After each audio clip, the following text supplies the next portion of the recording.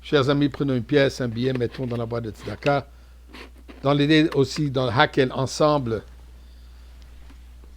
eh bien, je voudrais partager une histoire extraordinaire reliée au Rambam que nous étudions ces jours-ci.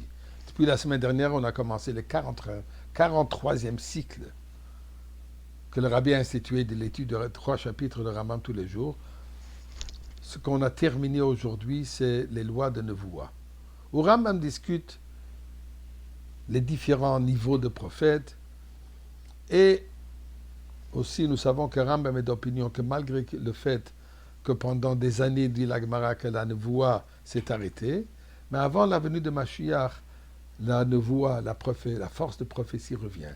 Et d'ailleurs, on le voit très clairement depuis le Baal Shem Tov en particulier, les tzadikim, les rabbaïm, les nissiim, la prophétie, c'est quelque chose de, comment je dirais, plat du jour, quelque chose de très régulier. Eh bien, écoutez l'histoire suivante. Dernièrement, dans les nouvelles, il y avait une triste nouvelle à propos d'un certain monsieur Ephraim Moll, qui était censé de réciter le Kel Malé Rachamim au Yom HaShoah, au Yad Vashem, puisqu'il est un survivant de la Shoah.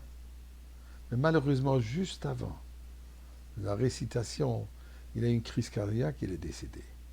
Qui était ce Ephraim Moll?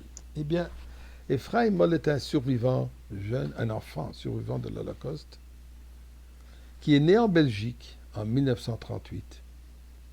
Âgé de 2 ans, il était séparé de ses parents qui ont été arrêtés par les nazis à Marchemam. Cet enfant a été envoyé dans un monastère en France, où il a été pris par des religieuses, avant d'être recueilli par un couple juif. En 1942, quand les déportations des Juifs s'intensifiaient, il fut caché dans un appartement dans la banlieue parisienne, chez une famille non juive, qui l'ont accueilli, qui l'ont hébergé, qui l'ont protégé. Et l'ont gardé jusqu'à la libération. Ensuite, grandit comme un orphelin dans la France de l'après-guerre. Il s'est engagé dans la Légion étrangère française et a participé à la guerre d'Algérie.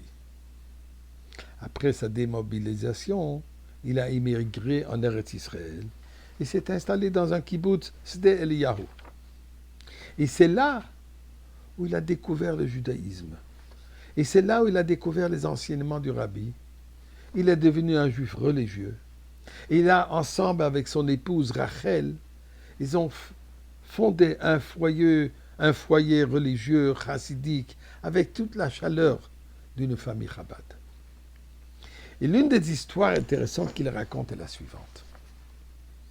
Durant la guerre de Yom Kippour, 1973, soldats religieux, il se trouve dans le côté égyptien près du Suez, canal de Suez. Un certain jour, il y a un ordre qui a été donné par le chef d'état-major, étant donné qu'ils craignent une attaque chimique, il faut que tout le monde porte, et avec lui, chaque soldat donc, et avec lui un masque à gaz. Mais pour que le masque à gaz soit efficace, il faut que chacun coupe sa barbe. Il y avait plusieurs soldats religieux, lui, Ephraim incluant, et il a fait comprendre à ses supérieurs que si on va lui forcer de couper sa barbe, il ne vaudra rien comme soldat. Il a pris l'exemple de Shimshon Agibor. On lui a coupé les cheveux, il a perdu sa force. Il dit, moi, si on me coupe la barbe, je ne serai plus un soldat, je ne serai plus rien. Finalement, son supérieur a accepté qu'il pose la question au rabbi, et ce que le rabbi dira, ils vont accepter. Par l'intermédiaire du bureau Chabad de Yerushalayim, il a réussi à faire transmettre la question, et 2 jours après, son épouse l'appelle que le rabbi a répondu 4 points. Premièrement, Il n'y aura pas d'attaque chimique.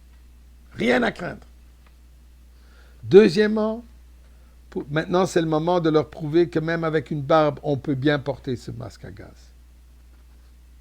Troisième, si après tout cela ils ne seront pas d'accord, offre d'avoir une paire de ciseaux avec toi.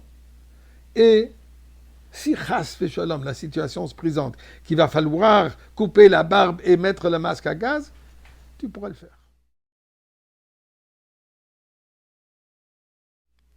Et quatrième point, le Rebbe dit que durant la Première Guerre mondiale, il y avait des soldats sikhs dans l'armée britannique qui portaient les barbes, ils avaient les masques à gaz et d'ailleurs ils étaient les meilleurs soldats.